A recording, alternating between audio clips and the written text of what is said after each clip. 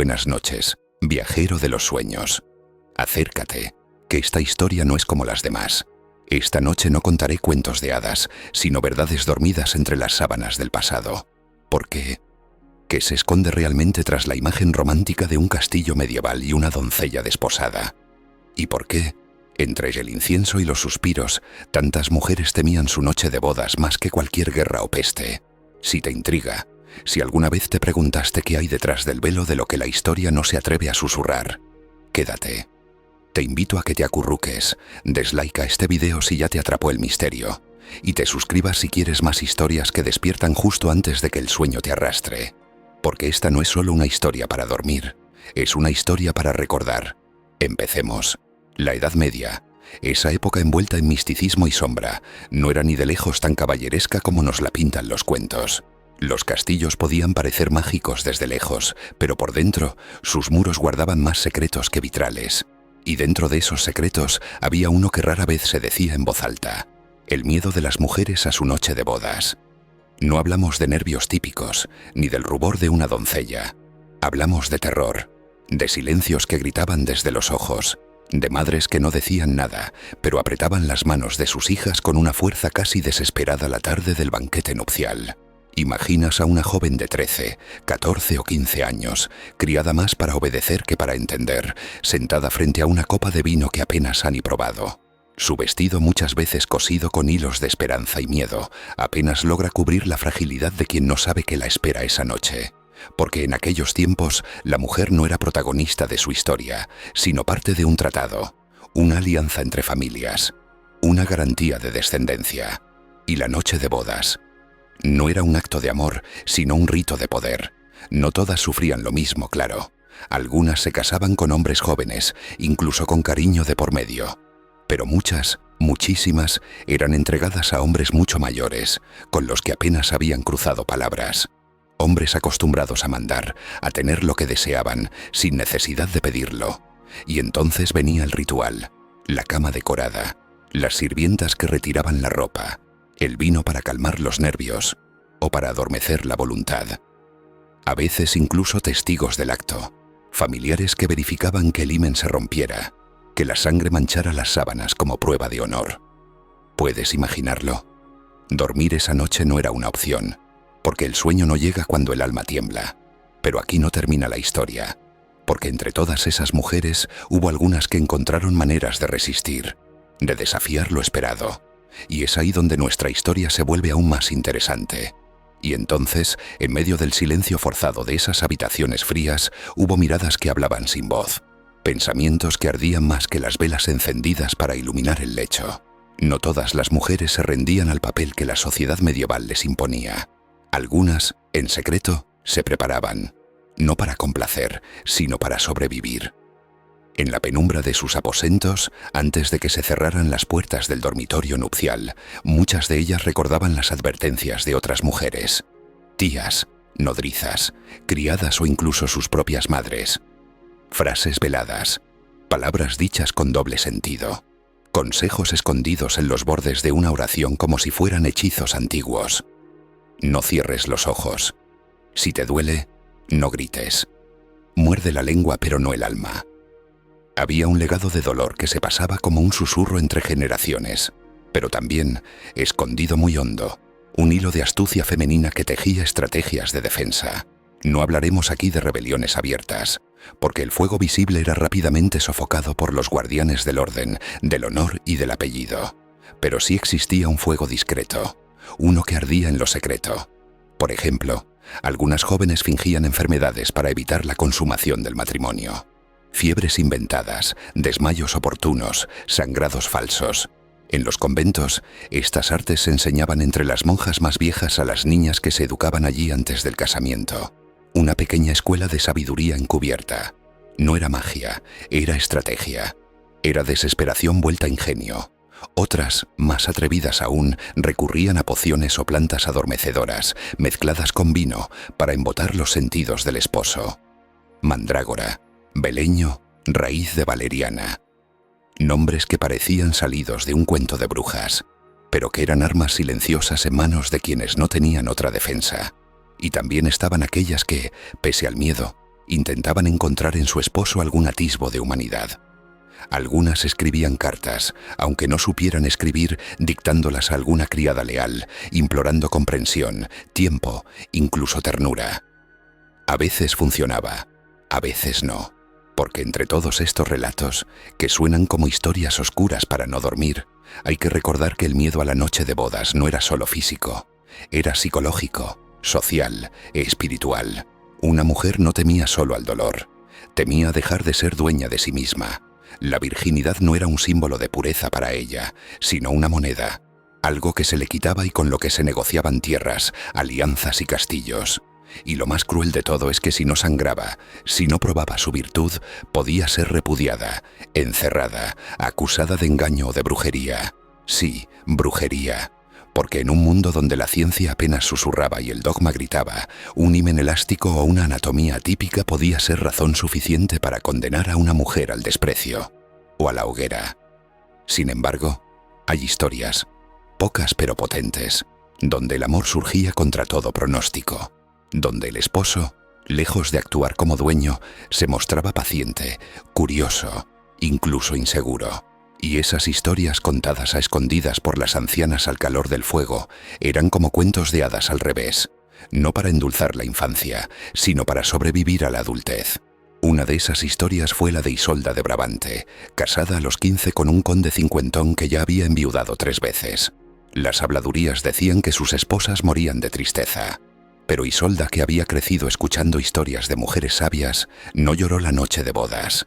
Se presentó ante su esposo con un vaso de vino teñido con verbena, una planta protectora, y antes de que él dijera palabra, le ofreció el brindis.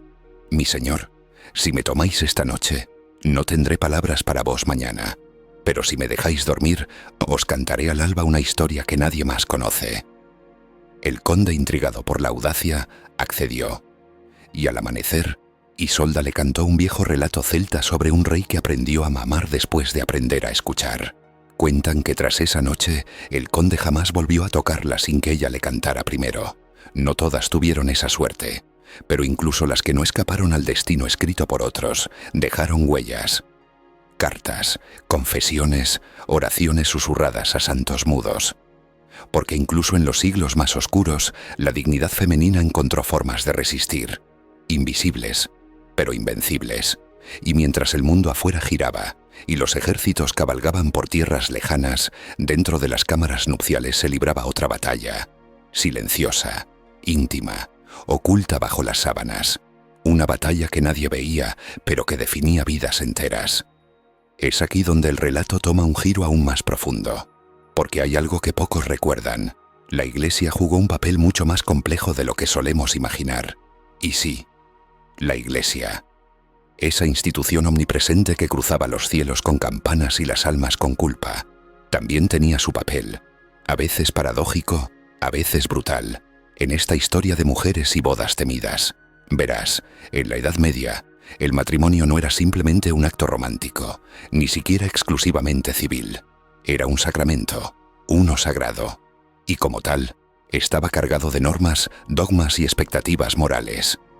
Muchas de ellas impuestas con más dureza sobre los cuerpos de las mujeres que sobre los hombres. La noche de bodas para la Iglesia tenía un propósito claro y no negociable: la procreación.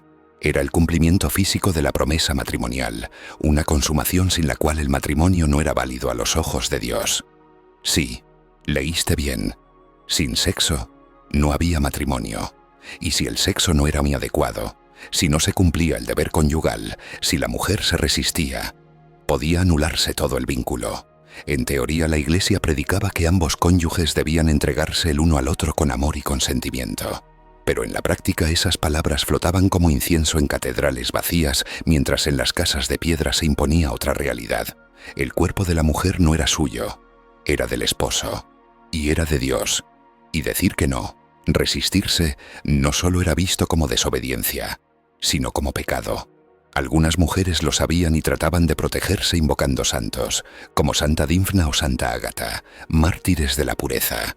Pero lo hacían en secreto, con devoción callada, mientras sostenían en sus manos pequeños relicarios o medallas escondidas bajo las capas de lino.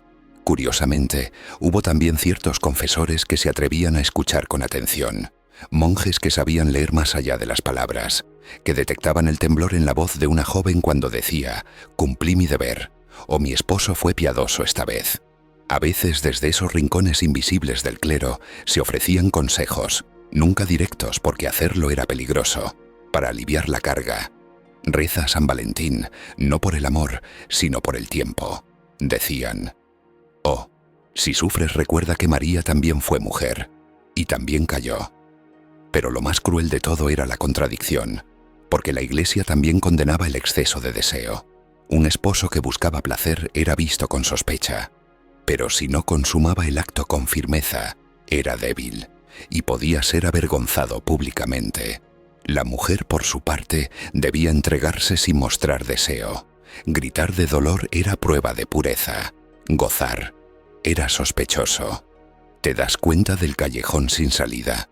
Una joven podía llegar virgen al matrimonio, cumplir su deber, sangrar en las sábanas como la tradición exigía, y aún así, si mostraba una mueca equivocada, si el esposo se sentía insatisfecho, podía ser acusada de hechicería.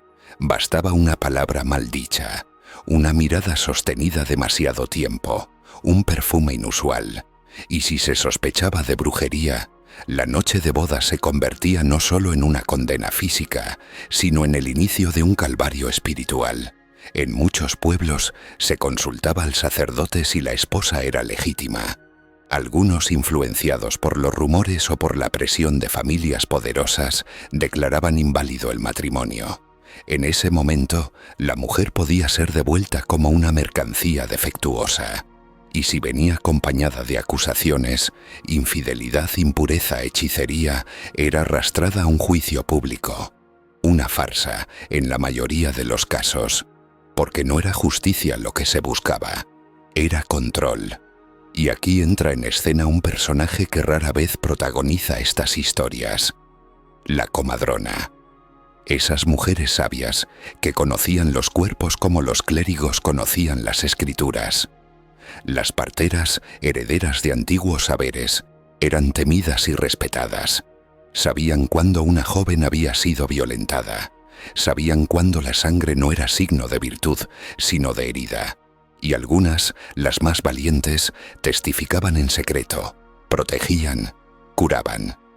Una historia rescatada de los archivos eclesiásticos de la región de Normandía narra el caso de Abelín, una joven casada a los 14 años con un comerciante que triplicaba su edad. Tras una noche brutal, Abelín fue llevada al convento de las Hermanas del Silencio. Su esposo exigía castigo por rechazo y desobediencia, pero la comadrona del pueblo, Isabeau, se presentó ante el obispo con una carta escrita en latín rudimentario.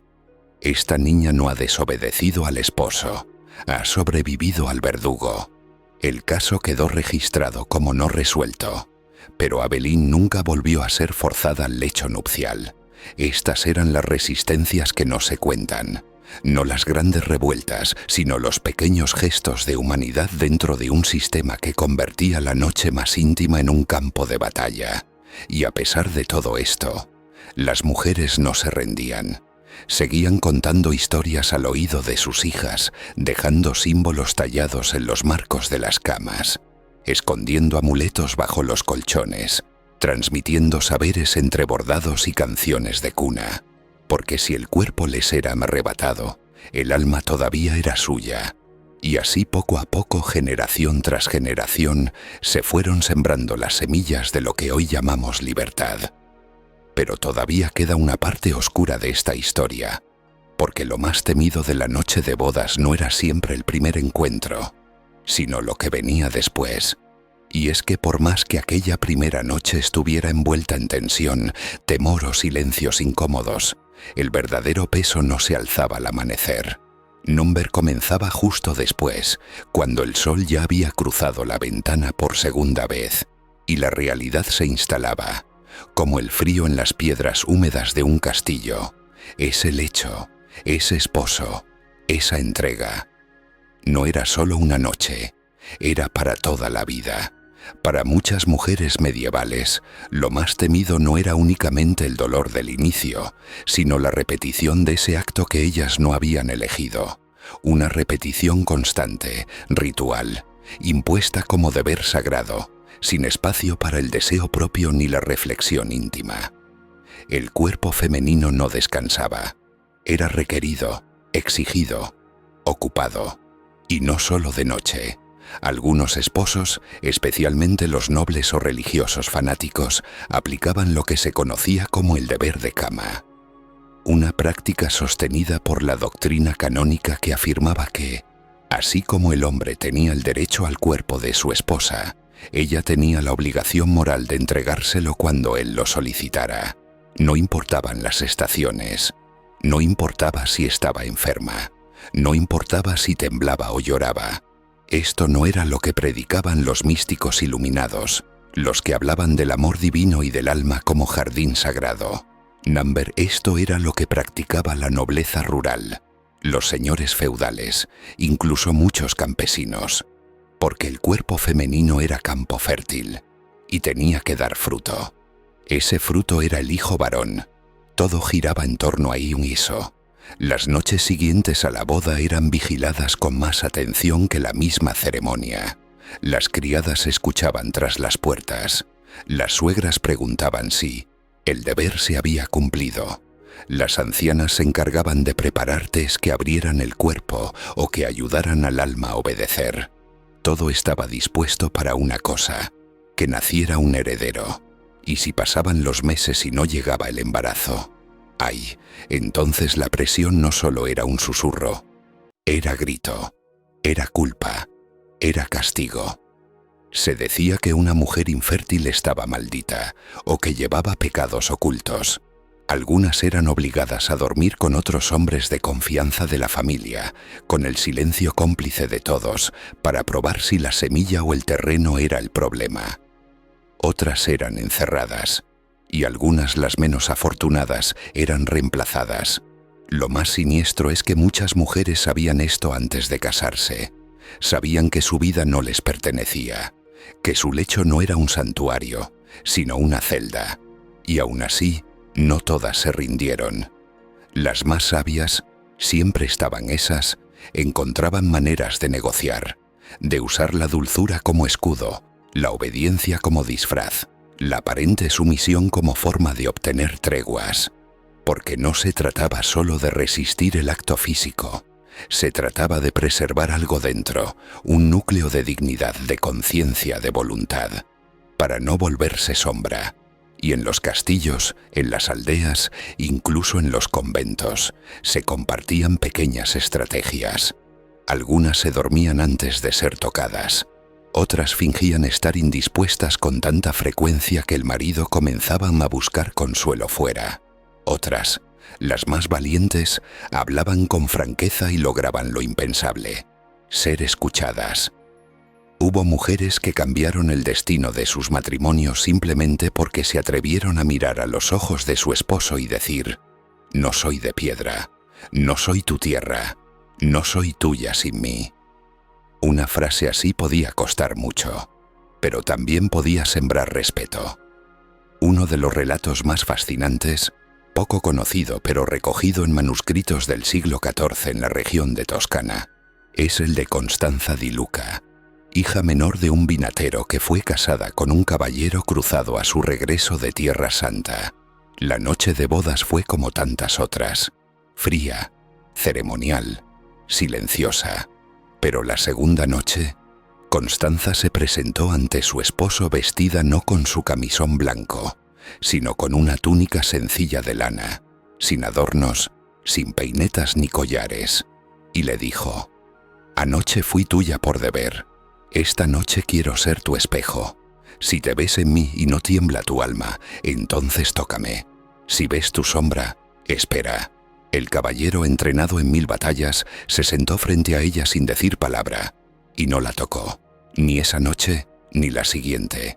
Hablaron, comieron juntos, recitaron salmos, rieron por primera vez, y cuando por fin compartieron el lecho, dicen que fue como si el deber se hubiese rendido al deseo. Historias así eran raras, sí, pero existían, y su valor no está solo en el amor que pudieron despertar, sino en el poder que demostraban tener las palabras cuando eran pronunciadas con verdad. Porque el gran miedo de la noche de bodas no era solo al esposo, ni al dolor, ni al juicio. Era el miedo a perderse a sí misma. Y lo más admirable de estas mujeres es que aún sin voz en los libros, sin derechos escritos, sin apoyo real, luchaban por seguir siendo ellas, aunque fuera en secreto, aunque fuera en sus pensamientos, aunque fuera en los silencios entre cada noche impuesta.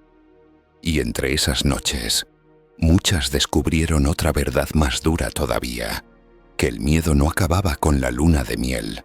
A veces apenas estaba comenzando. Porque tras la primera noche, tras las semanas de expectativa y los susurros apagados, el miedo cambiaba de forma. Ya no era un sobresalto que hacía temblar las manos ni un dolor punzante que partía el alma. Ahora era más frío, más constante, más invisible. Se llamaba rutina. Una rutina tallada a fuego lento, como los surcos en las piedras que pisaban cada día. Y en esa rutina, muchas mujeres medievales descubrieron que lo más difícil no era ceder una vez, sino aprender a vivir cedidas, a diario, sin quejarse, sin protestar. Porque después de la noche de bodas, lo que quedaba era el deber eterno de ser esposa. Y ser esposa, en la Edad Media, no era un título romántico. Era una carga, una función, un rol que absorbía cuerpo, mente y destino. Algunas se levantaban con el alba no solo para preparar las tareas domésticas, sino para asistir al esposo si él lo deseaba, sin importar el momento. El matrimonio, según los juristas medievales, implicaba acceso perpetuo al cuerpo de la mujer. Era literalmente parte del contrato sagrado, así de brutal, así de frío. Y como si eso no bastara, el miedo adquiría una forma aún más perversa cuando el esposo no era cruel, sino indiferente. Porque un golpe se siente, una palabra hiriente deja rastro, pero la indiferencia mata en silencio. Había esposas jóvenes que pasaban días sin que se les dirigiera una palabra. Solo eran buscadas en la noche, como si fueran parte del mobiliario del cuarto, como si su piel fuera un derecho más del feudo. No se les pedía opinión, no se les contaba nada, y cuando llegaban los embarazos tampoco eran celebradas. «Es tu deber», les decían. «Has cumplido». ¿Te imaginas? Cumplir, no crear, no compartir, no amar, solo cumplir.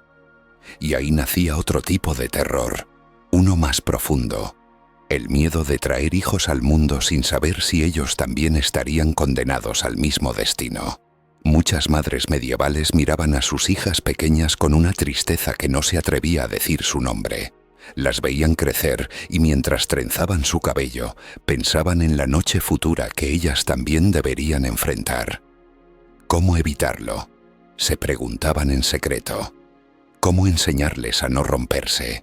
Y algunas, sí, se atrevieron a enseñar, en canciones, en cuentos, en dichos escondidos dentro de las labores del día, en oraciones falsas, inventadas, que en lugar de pedir perdón, pedían fuerza, fuerza para resistir la rutina, fuerza para no ceder completamente.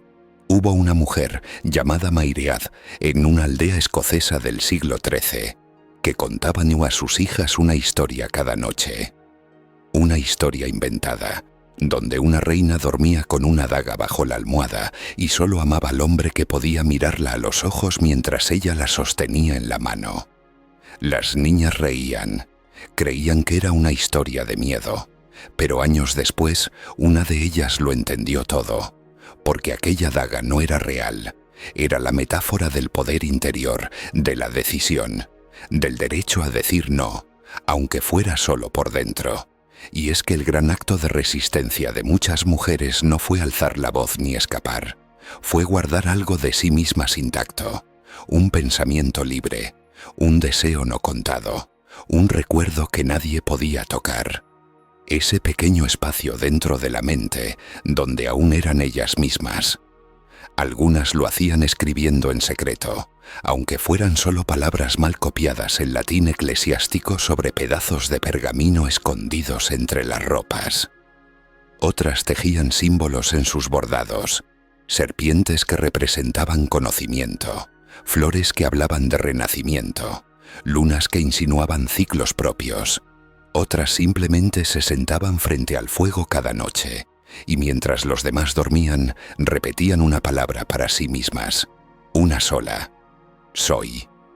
Y aunque no podían decir más, ese verbo en su mínima forma era un faro, una oración, una resistencia, pero no todo era quietud o pasividad.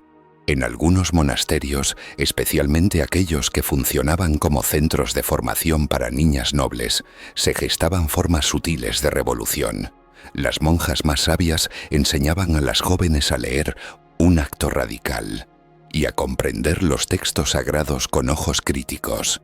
Algunas incluso llegaban a escribir comentarios sobre los evangelios donde dejaban caer pequeñas semillas de rebeldía. María no fue pasiva. María escuchó a un ángel y eligió. Dios creó a la mujer después del hombre no por inferioridad, sino por perfección. Estas ideas minúsculas eran escondidas dentro de homilías y cantos, pero sobrevivían y viajaban, de boca en boca, de mente en mente. Así, el miedo postbodas, el miedo cotidiano, el miedo al olvido, era combatido no solo con valentía, sino con inteligencia silenciosa, porque la gran verdad de esta historia es que las mujeres medievales no eran solo víctimas, fueron también estrategas, cuidadoras de saberes, tejedoras de libertad en un mundo donde todo intentaba encerrarlas, y aunque no tenían armas ni leyes a su favor, tenían algo aún más poderoso, la capacidad de imaginar una vida diferente, aunque fuera solo dentro de sí. Y así vivieron muchas de ellas, soñando con otro tipo de noche, una donde el lecho no fuera deber, una donde el silencio no fuera cárcel, una donde el amor, si llegaba, no entrara como conquista, sino como invitado. Y aunque la historia oficial apenas menciona sus nombres, esta noche, mientras tú cierras los ojos y dejas que el sueño te abrace, ellas vuelven a hablar, entre susurros, entre sombras, entre las páginas invisibles de lo que no se escribió. Y ahora, viajero de la noche que has recorrido conmigo esta senda de sombras y silencios, es momento de mirar hacia atrás y hacia adentro. Porque esta historia no solo habla de mujeres medievales, habla de todas las veces que el miedo se disfrazó de deber. Habla de los suspiros no oídos, de las decisiones nunca consultadas, de las pieles tomadas sin consentimiento y de las almas que aún así se negaron a apagarse. Fueron ellas, las sin nombre, las silenciadas, las que no están en los libros, quienes tejieron en secreto los primeros hilos de la libertad femenina, no con espadas, no con tronos, sino con miradas firmes, con decisiones mínimas, con dignidades sostenidas en la intimidad. Ellas vivieron en un mundo que les exigía obedecer, y aún así sembraron rebeldía con cada susurro, con cada cuento disfrazado de oración, con cada hija a la que enseñaron a pensar en voz baja. Porque resistir no siempre es gritar. A veces resistir es dormir con los ojos abiertos, es guardar una historia en el alma hasta que alguien, como tú, esté listo para escucharla. Y si hoy estas palabras te removieron por dentro, si sentiste el peso de cada noche no dicha, si en algún rincón de tu corazón se encendió la chispa del respeto, de la empatía, de la memoria, entonces has despertado. Y esa, querido oyente, es la más poderosa de las historias soñolientas, la que no te deja dormir igual que como empezaste. Ahora, imagina cuántas más nos quedan por contar. Cuántas mujeres, hombres, lugares y tiempos aún susurran desde las grietas de la historia, esperando que alguien como tú les preste un oído. Si esta historia te abrazó, te estremeció o te acompañó, te invito a que le des like a este video, no porque sea una simple señal, sino porque es un acto de reconocimiento, un eco que viaja a través del tiempo. Y suscríbete al canal, porque este rincón no es solo un canal de YouTube, es un santuario de historias dormidas que merecen volver a despertar. Descansa, soñador, pero no olvides lo que has escuchado esta noche, porque la próxima te contaré otra verdad envuelta en leyenda, otro secreto que la historia calló y que tú estás a punto de descubrir. Hasta entonces, que sueñes sin miedo y que despiertes con memoria.